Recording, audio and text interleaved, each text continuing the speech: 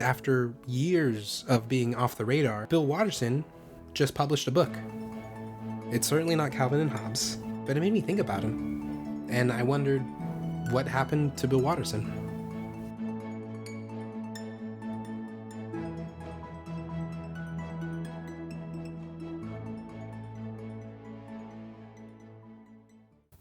Bill Watterson is a man of strong character. He will not change his view on art and comics or anything, really. You can't get him to make a comic that will violate his creative integrity. In an interview with Honk magazine, which interviewed him early in his career with Calvin and Hobbes, about 2 years in, Bill Watterson was then asked if he would ever consider hiring a ghostwriter. And this is where the interview took a turn. He then referenced a quote from Charles Schulz about having Arnold Palmer hit the chip shots. He then said this: "I spent 5 years trying to get this stupid job, and now that I have it, I'm not going to hire it out to somebody else."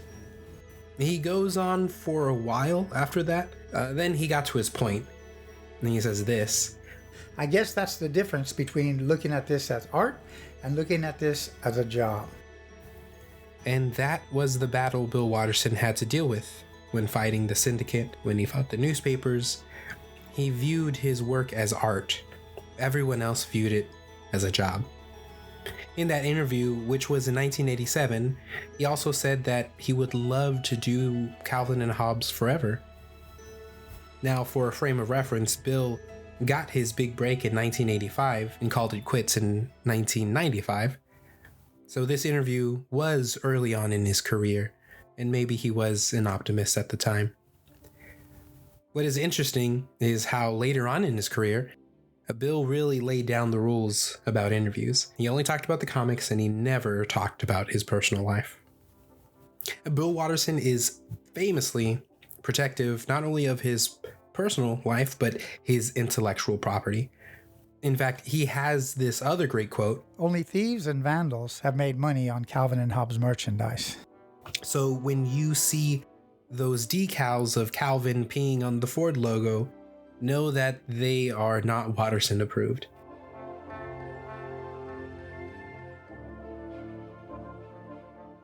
Also, Watterson never illustrated Calvin peeing on anything. It was likely lifted from a June 5th, 1988 Sunday strip, and the fourth panel, Calvin has that same mischievous grin, but instead of peeing, he's filling up a water balloon. I imagine it was things like this that chipped away at his will to continue the comic. But then, there were times when the syndicate threatened to take away Calvin and Hobbes and have somebody else write and illustrate the strip. There were times when the papers wanted to cut back on space for comics, gradually giving the artists less and less space. In all those battles, Bill Watterson won, but not without battle scars. With all that had transpired, this led to Bill finally ending Calvin and Hobbes, ultimately putting up his pen and ink. He was tired of fighting, tired of deadlines. It was so much work to meet these deadlines that he was ready to wrap things up. And that's what he did. I think the ending was done beautifully and reminiscent of the ceiling he painted in college. When he was done, when the time was right, he went back to a blank white page. The last strip was published December 31st, 1995, with the statement, "I believe I've done what I can do within the constraints of daily deadlines and small panels. I'm eager to work at a more thoughtful pace with fewer artistic compromises." One last dig at the papers and the syndicate. The last strip has Calvin and Hobbes sledding into a stark white panel of fresh fallen snow with his signature trees in the background, with Calvin saying, "It's a magical world, Hobbes, old buddy. Let's go exploring." With that, the comic was done. Then there was nothing from Watterson for 28 years. Well, not nothing. Every once in a while, he would come out and do something sneaky. He painted in the woods with his dad. He started a family. He would sneak into local bookshops to sign a few books. One of my favorite things that he did during this time period was secretly illustrate a few panels of Pearls Before Swine. They're really great if you can find them. And he would lend a quick interview every once in a while. He went out exploring. Bill Watterson was an example of what happens when a normal person gets famous.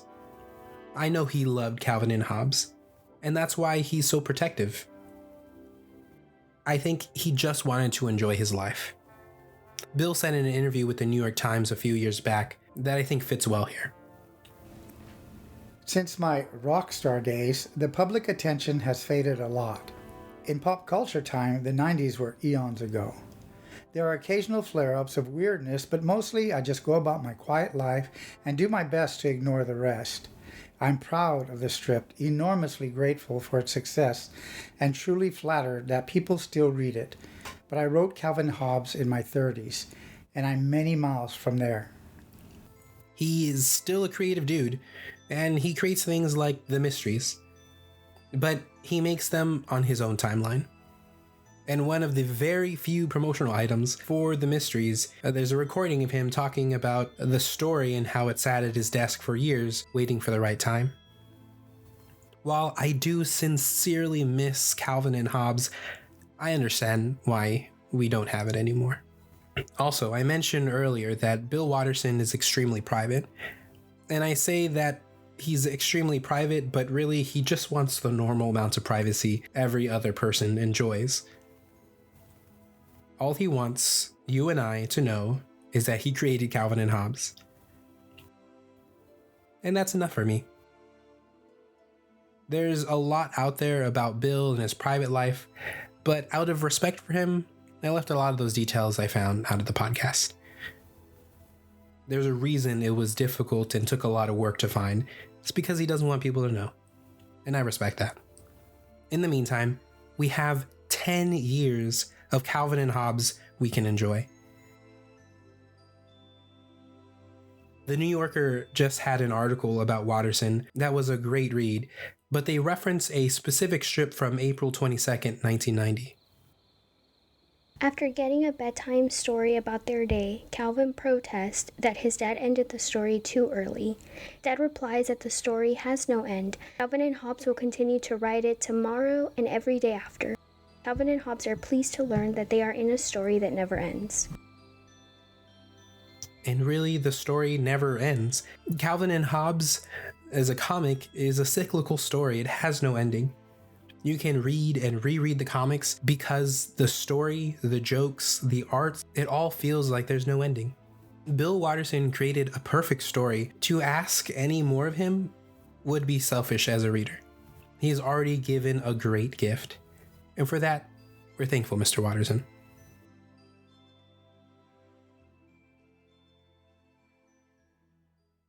This show was created by me, Keith Limon, your host and researcher. Special thanks to my wife for being the quietest kitty while I recorded. Thanks to my dad who voiced all the Bill Watterson quotes. If you'd like to see some of his amazing artwork, you can find him on Instagram at side_of_jello. I'll link it in the show notes. You can also find our podcast on Instagram at The Nerd Lemon. You can find some cool bonus features on our Instagram page, and I hope you check it out. This was my very first podcast. It was a two-parter, and it was just about Bill Watterson. I did this to try and figure out if I could sit down, record, make it sound decent, and put together on the program I have. And I hope you enjoyed it. I'll do more in the future. In the meantime, stay rad.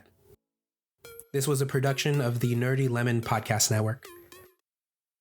I believe oh my god, I'm wasting your tape. Murder the most melons. Okay. Right on the set.